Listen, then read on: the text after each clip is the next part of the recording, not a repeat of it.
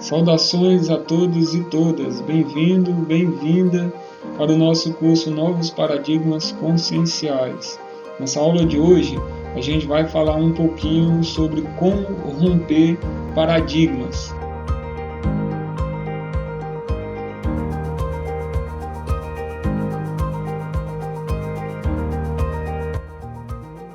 É interessante que a gente, após ver como surgiu um paradigma e entender o processo de surgimento, como se dá, também é importante que a gente entenda o processo de rompimento de paradigmas. É claro que o foco aqui do rompimento destes paradigmas é voltado para a nossa vida, é voltado para a nossa questão pessoal.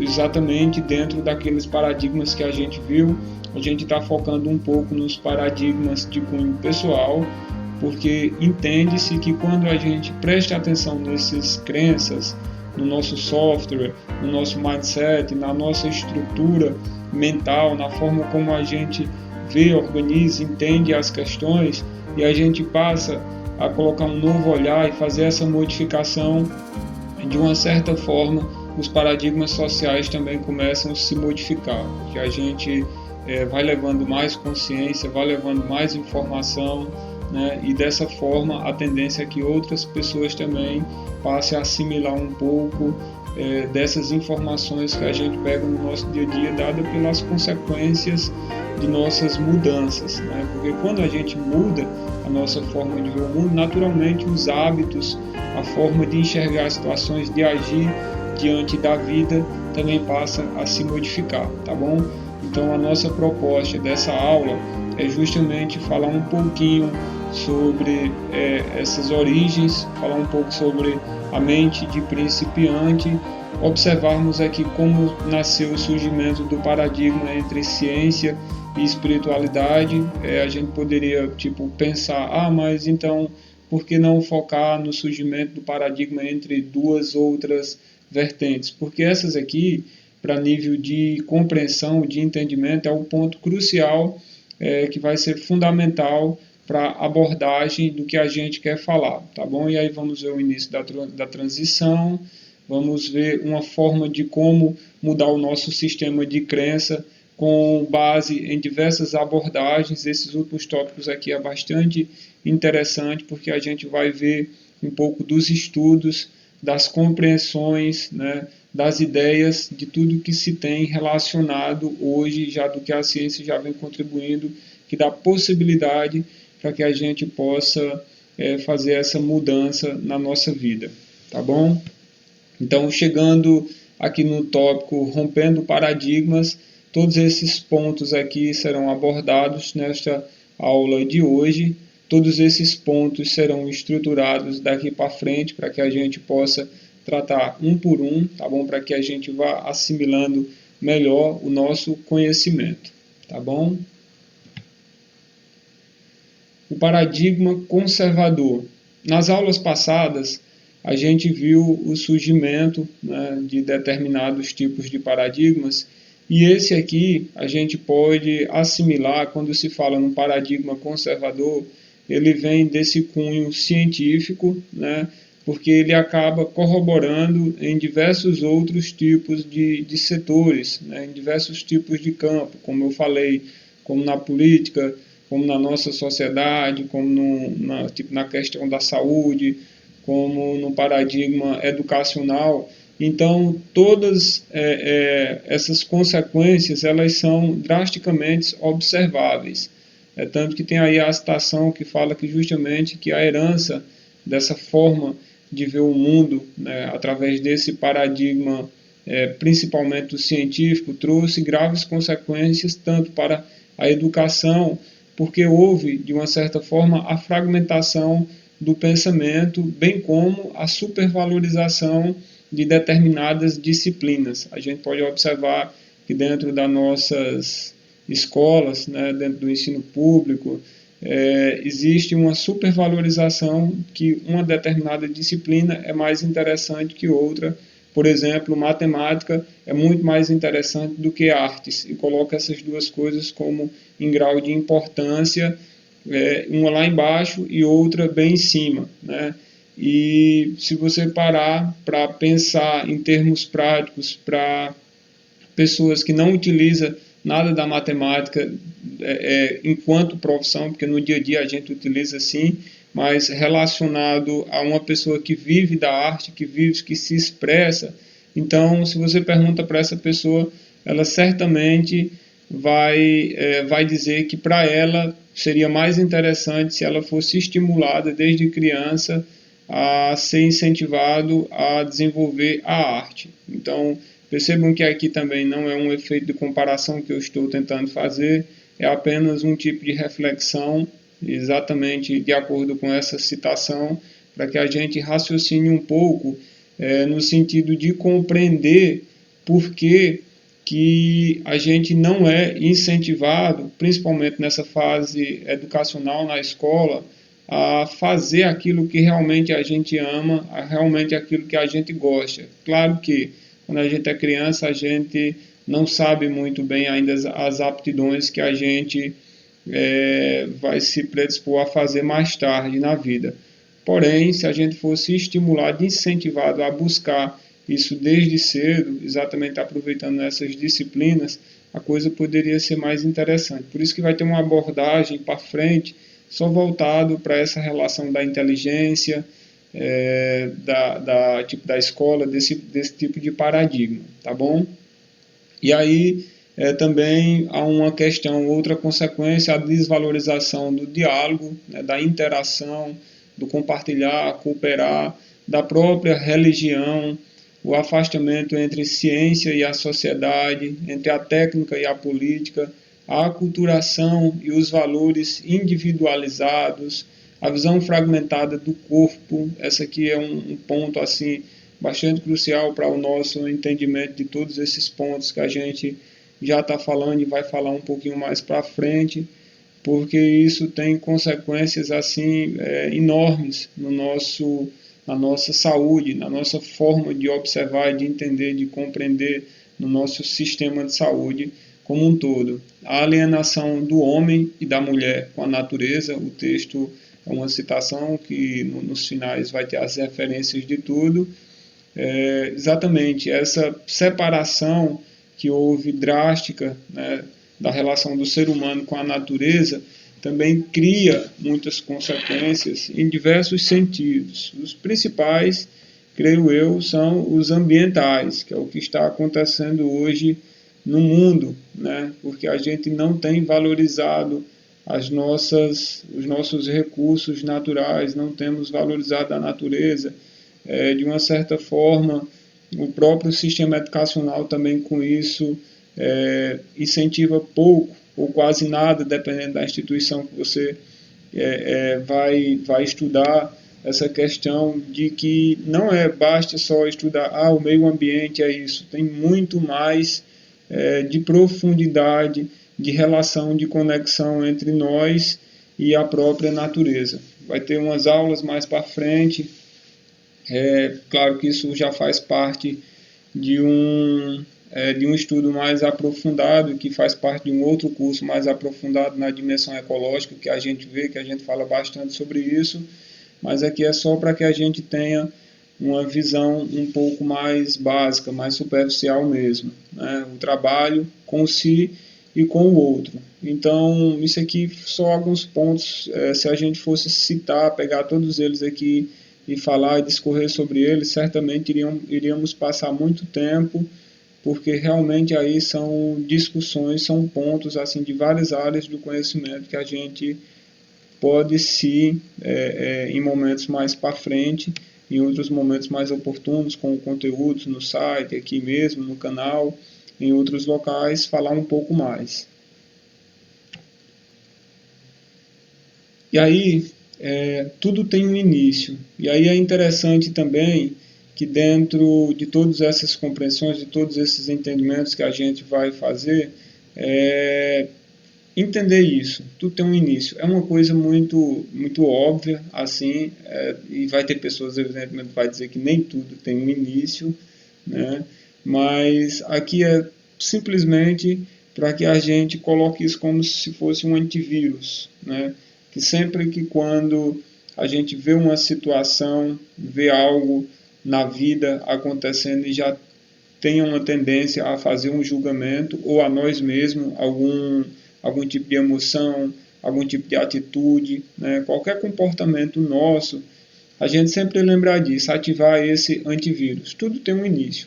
Por que isso?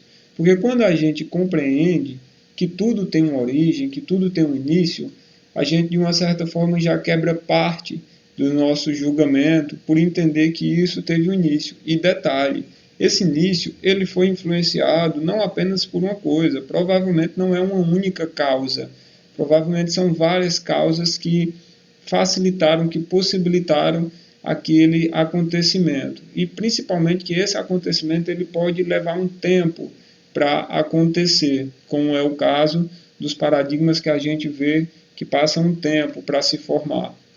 Então, isso aqui é só para que a gente, tudo que a gente for fazer mais daqui para frente, a gente não esqueça desse princípio aqui, tá bom?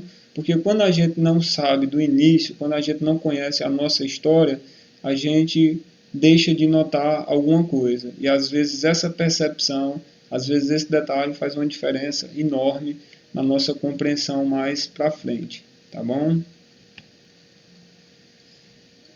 Mas afinal, como foi que surgiu, então, nesse sentido, o paradigma entre ciência e espiritualidade? Por que é que eu estou colocando aqui essa questão da ciência e da espiritualidade como duas vertentes aparentemente opostas, que isso foi exatamente o que, ao longo desses 200 anos aí, vem sendo colocado para a gente, de que fé e razão são duas coisas que não se unem, que são separadas, né? De que a ciência tem o intelecto, de que a ciência tem o mensurável e de que a religião trata-se do invisível, do cego, da ilusão, né?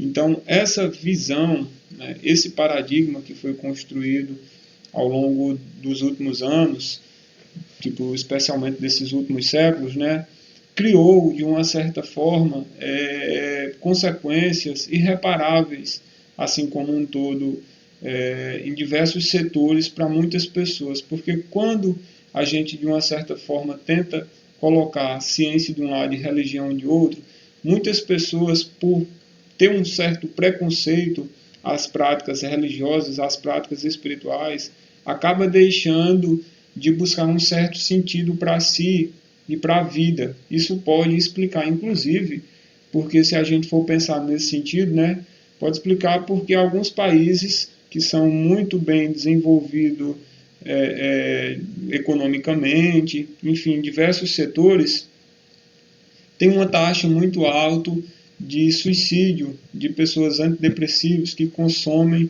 muitos antidepressivos, justamente porque essas pessoas geralmente têm muito dinheiro, ganham muito dinheiro trabalhando, geralmente têm uma tendência a entrar em depressão porque quando sente um vazio, não tem uma fé ou não tem algo que lhe dê base além do plano físico, que o plano físico não pode lhe oferecer, né, as questões materiais, as questões científicas não podem lhe dar resposta, e com isso acaba cometendo determinados tipos de atos contra si, né? Isso é um dos motivos, assim, de uma certa forma mais simples, mais básicos de observar. Evidentemente que se a gente for buscar as causas, compreender justamente que tudo tem um início, tem muito mais coisas por trás, né? Isso é uma observação um pouco mais ligeira, confesso. Mas o que eu quero dizer é que dentro da espiritualidade, dentro da religião, a gente pode e fora também, evidentemente, encontrar um sentido. Só que cada área do conhecimento, de uma certa forma, passa a fornecer informações precisas sobre aquilo. O problema é quando a gente separa elas ou só quer dar intenção, só quer valorizar apenas uma, né? E nesse caso, não estou dizendo de maneira alguma que a gente deve estar querendo valorizar apenas o lado espiritual, o lado religioso, de maneira alguma. A ciência, ela contribui, ela evolui, ela está a serviço da humanidade, assim como a própria espiritualidade. Essa tendência, essa ideia de querer separar as duas coisas aconteceu desde lá na Idade Média, onde inclusive nessa época a fé, a espiritualidade e a ciência eram duas coisas que caminhavam juntas. Só que nesse sentido, a própria igreja, a própria religião era a própria ciência, né? E aí ficou complicado, porque a igreja ditava como eram as regras, né?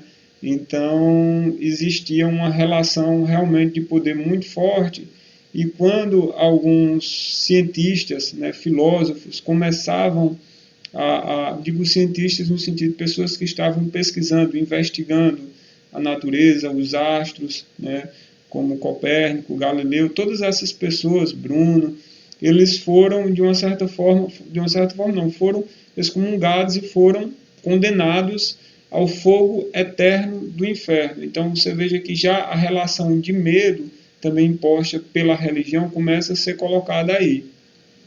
Só que à medida que o tempo passa, a ciência continua evoluindo, as explicações, as respostas que a ciência começa a dar faz muito sentido, né?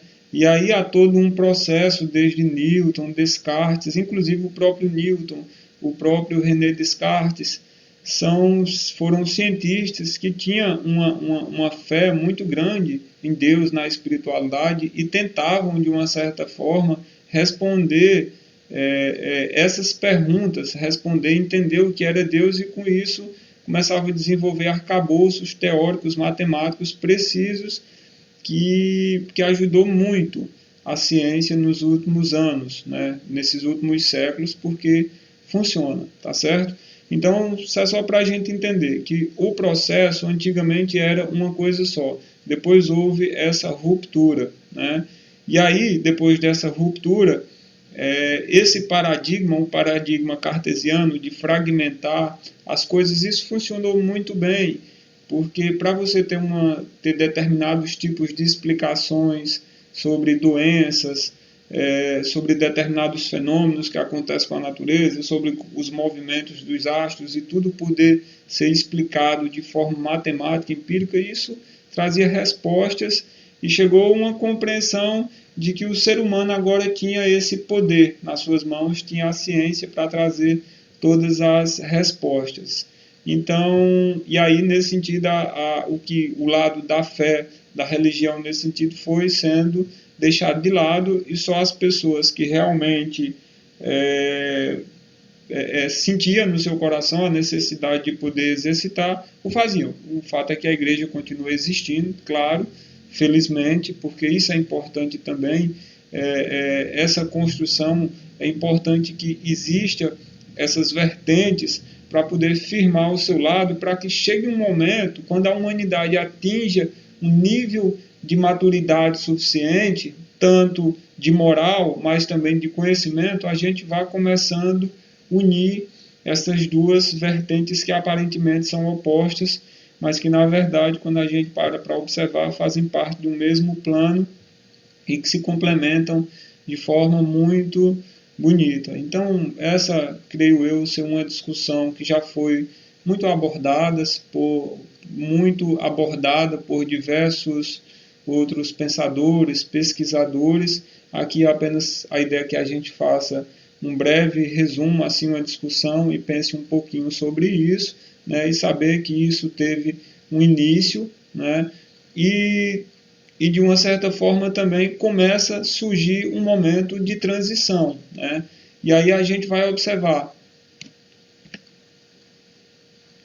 certo? Então todas essas discussões aqui são apresentadas para efeito de reflexão, de entendimento, para que os próximos tópicos que a gente vai abordar passem a fazer um sentido maior, tá bom?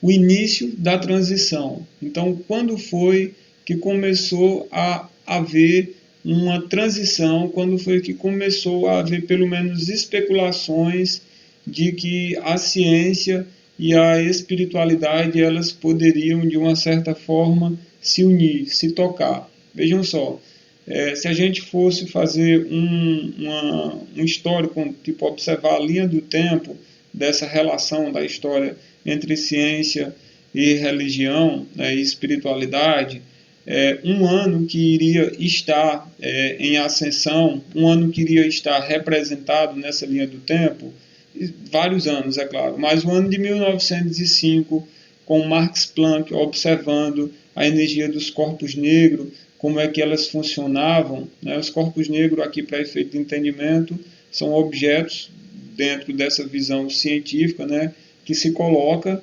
para aquecer, pode ser inclusive um objeto tipo da nossa cozinha, né, uma chaleira, um bule, um negócio de fazer café, enfim, um recipiente, e quando ele começa a esquentar, quando ele começa a receber calor, ele começa a criar pacotes de energia, ao qual ele deu o nome de quantum.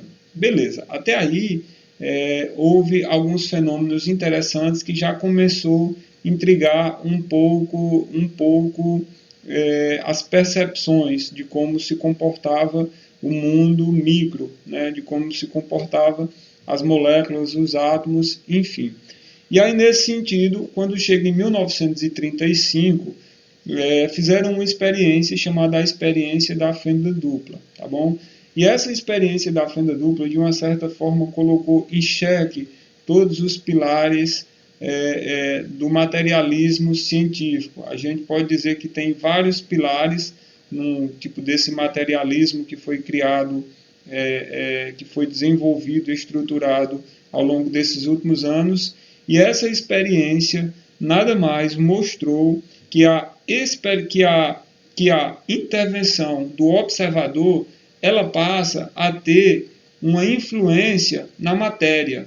Ou seja, quando as partículas elas estavam sendo observadas, elas tomavam consciência, elas percebiam que estavam sendo observadas, que havia uma presença humana ali e alterava o seu comportamento, certo? E essa experiência intrigou durante muito tempo não, até hoje intriga, tem vários outros experimentos que foram realizados e todas as vezes que esse experimento foi feito, simplesmente só se confirma cada vez mais que o observador, que a pessoa, que uma presença ali, ela tem essa capacidade de alterar a realidade, porque as partículas percebem que estão sendo observadas. Tudo no universo, de uma certa forma, dentro dessa visão mecanicista, ou é matéria ou é onda. Matéria é o quê? É aquilo que eu vejo, é aquilo que eu toco, que eu pego, é o palpável, né? Isso são partículas. E as outras coisas são as ondas, né? Ondas se propaga pelo espaço, o som da minha voz, as ondas de Wi-Fi que está passando aí. Então, a própria luz que está chegando aqui, tudo vem através de ondas, ou de partículas, de matérias. E essas duas coisas, até então, elas não se tocavam. Ou esse celular, ou ele era matéria, ou ele era onda. Ele jamais pode ser as duas coisas, ou uma coisa ou outra, né? E aí, com essa experiência da fenda dupla, surge justamente a ideia do terceiro incluído, que é o quê? Que ou é uma e também é outra. Esse ou já ele sai, agora é isso e também é isso ao mesmo tempo. Por quê? Porque umas partículas, quando estavam sendo observadas, elas mudavam o seu comportamento para a onda. A onda, quando ela estava sendo observada, ela mudava o seu comportamento para a partícula. E isso, até hoje, não se compreende porque isso acontece. E a partir daí foi onde se criou todos os tipos de especulações, todos os tipos de fala, nesse sentido que acordou de volta a questão do espírito, da consciência, o que é esse observador. Então quer dizer que eu tenho a capacidade de influenciar a matéria?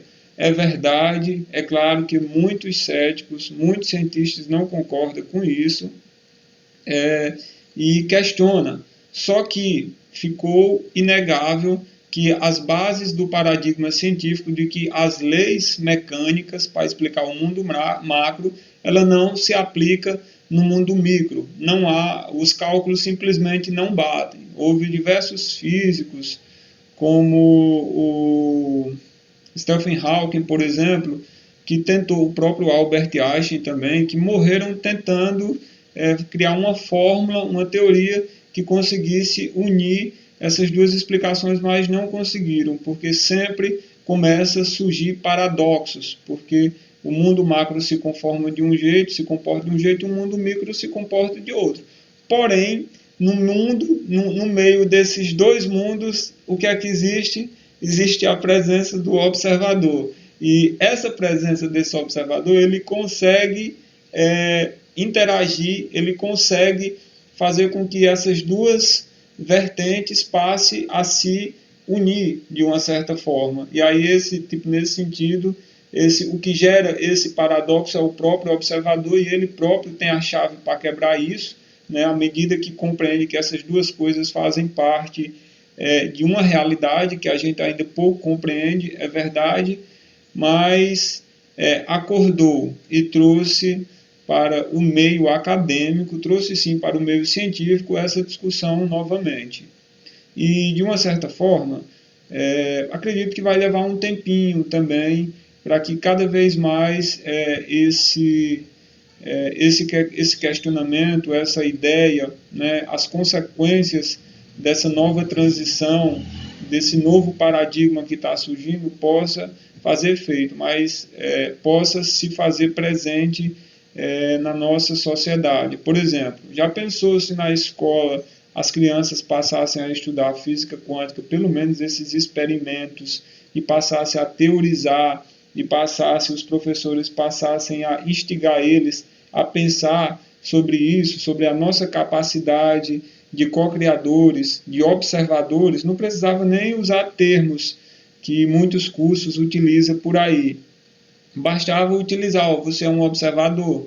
O fato de você observar, você tem a capacidade de alterar o mundo microscópico através da sua observação, né? E questionar isso, levantar, teorizar. Muitos cientistas, ao começar a estudar isso, como por exemplo o Amit Goswami, entre outros. Eu estou dizendo o Amit Goswami porque, vamos dizer assim, é o mais conhecido mesmo, que foi bastante criticado, que é um PhD em física quântica, que no Brasil temos muitos outros, tem o próprio Wallace Lima, o qual eu tive a oportunidade recentemente de entrevistá-lo aqui no canal. Daqui a pouco vai ser colocado a live, aqui a entrevista dele, e temos outros. Então, nesse sentido, toda essa discussão ela vem à tona, tá bom? E aí o ponto que a gente pega aqui é a questão do observador, da consciência e do espírito.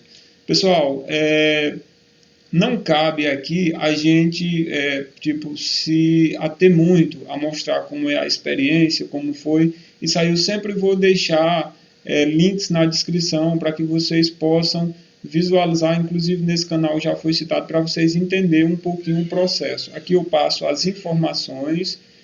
Quem sentir de buscar, vocês não precisam acreditar evidentemente em tudo que eu estou falando, mas quem sentir busca a informação, vai, pesquisa, vê se eu entrei em alguma contradição, alguma coisa assim, corrige, que está tudo bem de minha parte, não tem problema nenhum, mas o importante é vocês não estarem apenas absorvendo o conteúdo, é vocês pesquisarem e buscarem mais informações além das que eu falo, tá bom? Pessoal, então, afinal de contas, por onde é que eu começo a mudar o meu software, o meu sistema de crenças? Então, a partir de agora, as próximas aulas, a gente vai falar exatamente sobre diversos pontos de acordo com a ciência, sobre diversos estudos, abordagens, por onde a gente pode vislumbrar, mexer nesse formato, na forma de como a gente pode visualizar o mundo, de como a gente pode quebrar determinados tipos de padrões repetitivos, mexer nessa estrutura do nosso subconsciente, tá bom? Então, até aqui, nesses momentos, foi preciso um pouco dessa introdução de cunho mais teórica, né? Porque tudo isso vai dar base na construção, na fomentação do que a gente quer tratar aqui nesse curso, para na hora de apresentar os novos paradigmas conscienciais, e que a gente, claro, evidentemente, saia desse curso com ferramentas e técnicas, métodos que sejam capazes de poder nos auxiliar na substituição, na ressignificação nesse trabalho, nessa manutenção de crenças limitantes, por ideias, né, por motivos, por valores que estejam mais alinhados com a nossa percepção de vida, com o que o nosso coração realmente sonha, tá bom? Então fica por aí que tem mais coisas interessantes. O melhor realmente vai ficando um pouquinho mais para o final, mas é necessário que a gente veja um pouco dessa parte teórica também, tá bom? Então te vejo na próxima aula. Com o poder da minha mente, com o amor do meu coração, eu vos saúdo. Namaskar.